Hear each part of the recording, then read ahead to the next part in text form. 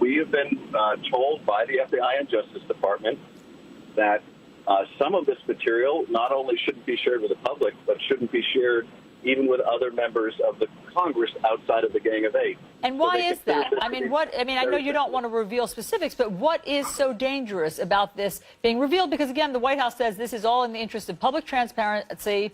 And so what is it, your impression, that would be so dangerous for the public to see? Well, a couple of things. First of all, the argument about transparency is fallacious because, among other things, for months we have been urging the majority to release the transcripts of all these witnesses we've interviewed, as they promised to do, and they refused. Until 2 days ago, when, in what looks like a coordinated move, both the chairman of our committee and the president have ordered stuff released. That is essentially what the Trump legal defense team has called for. This is the president intervening in a specific case, pending investigation that potentially implicates the president of the United States.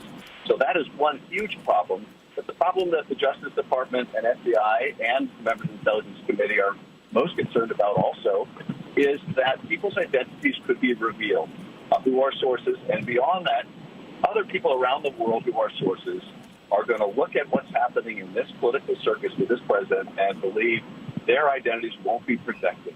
And that will cause them to cease cooperating with us, and that endangers the country. All right, well, here is what the chairman of your committee, Devin Nunes, says about your objections. Listen to this.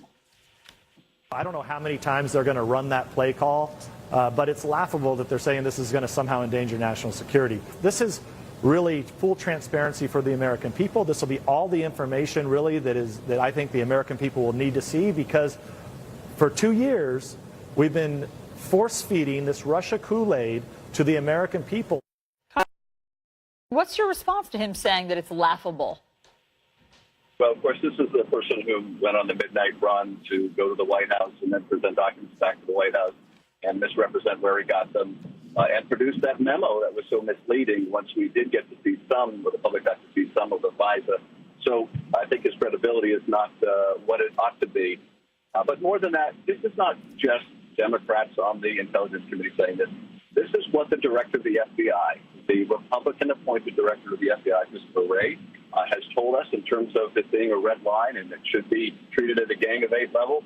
This is what the Deputy Attorney General, appointed by the administration and Republican president, has told us. So this is the view of the intelligence community and law enforcement, and that ought to be respected. And the fact that they simply don't care about the repercussions in terms of national security, all they care about is either defending the president or for the president putting out material that he thinks his legal defense team could use, tells you a lot about where their priorities are. And just give us the context of, is this unprecedented that the president of the United States would call for the release of this evidence while there is an ongoing investigation?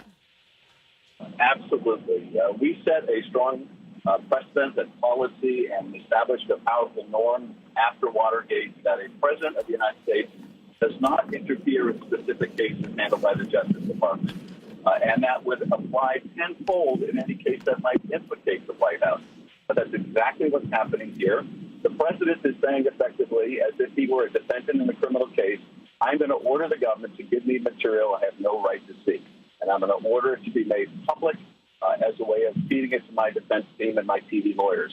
That is completely unprecedented. It is yet another breakdown of the rule of law.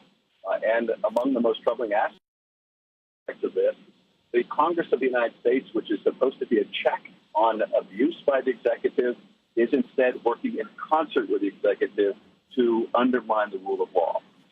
Congressman Adam Schiff, thank you for your patience with our technology gremlins.